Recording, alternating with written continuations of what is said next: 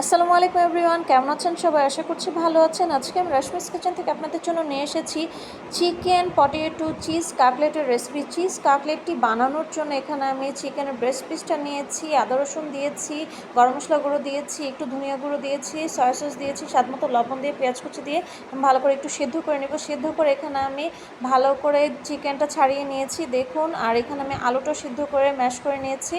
আর দেখুন এখানে আমি ডিম নিয়েছি, ব্রেড ক্রামস নিয়েছি এটা আমি কোট করার জন্য। আর এখানে আমি চিজ নিয়েছি, পেঁয়াজ কুচি নিয়েছি, কাঁচামরিচ কুচি নিয়েছি, নিয়ে এটা ভালো করে মাখিয়ে নিয়েছি। ভিতরে চিজটা দিয়ে আমি এটা একটা কাটলেট আকারে তৈরি করব। কাটলেটটা হিসেবেরও করে মানুষ, আমি আজকে চারকোনা করেছি, আপনারাও চাইলে চারকোনা করতে পারেন। দেখুন আমি এখানে এখন ডিমটা যে গুলিয়ে রেখেছিলাম সেই ডিমটাতে এখানে ভালো করে দিয়ে তারপরে এখানে আমি ব্রেড ক্রামস দিয়ে এটা আমি মলাট করে নিচ্ছি। দেখুন সুন্দর করে মলাট করে নিতে হবে। তারপর এখানে আমার সবগুলো হয়ে গিয়েছে। আমি একটু ফ্রিজে রেখে দিয়েছিলাম আধা ঘন্টার জন্য। ফ্রিজে রেখে আমি একটা প্যানে তেল দিয়ে সুন্দর করে আমার কাটলেটগুলো ভেজে নিচ্ছি।